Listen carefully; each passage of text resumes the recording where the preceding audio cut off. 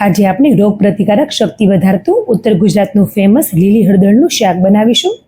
તો સૌપ્રથમ લીલી હળદરને સારી રીતે પાણીથી ધોઈ છોલીને તેને ગ્રેટરથી આ રીતે ગ્રેટ કરી લેવાની છે। આ રીતે મોટી મોટી ગ્રેટ કરવાની છે। હવે કડાઈમાં 2 મોટા ચમચા ઘી લઈ હળદરને 2 થી 3 મિનિટ માટે ઘીમાં રોસ્ટ કરી લઈશું। હળદર રોસ્ટ થઈ જાય પછી તેમાં બાફેલા વટાણા એડ કરી દઈશું। સાથે તેમાં સમારેલ ડુંગળી, આદુ અને મરચી પણ એડ કરી દઈશું।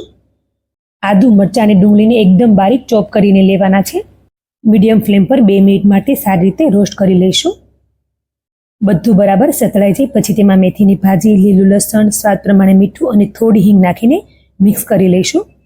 હવે તેમાં એકદમ ઝીણા સમારેલા ટમેટા એડ કરીને 2 મિનિટ માટે કૂક કરવાનું છે। ટમેટા સોફ્ટ થાય ત્યાં સુધી તેને પકાવવાના છે। ટમેટા સોફ્ટ થઈ જાય પછી તેમાં 1 વાટકા જેટલું મોળું દહીં એડ કરવાનું છે। તમે દહીંની જગ્યાએ 2 મોટી ચમચી ઘરની મલાઈ પણ એડ કરી શકો છો। હવે તેમાં બેઝિક મસાલા એડ કરીશું। તો ધાણા જીરું પાવડર, લાલ મરચું પાવડર, થોડું મીઠું, ગરમ મસાલો એડ કરીને 5 મિનિટ માટે ધીમા ગેસ પર કૂક કરવાનું છે। શાકમાંથી ઘી છૂટું પડે ત્યાં સુધી તેને કૂક કરવાનું છે। તો લીલી હળદરનું શાક બાજરાના રોટલા સાથે ખૂબ જ સરસ લાગે છે। તો આ વિન્ટર સિઝનમાં એકવાર ઘરે ચોક્કસથી ટ્રાય કરજો।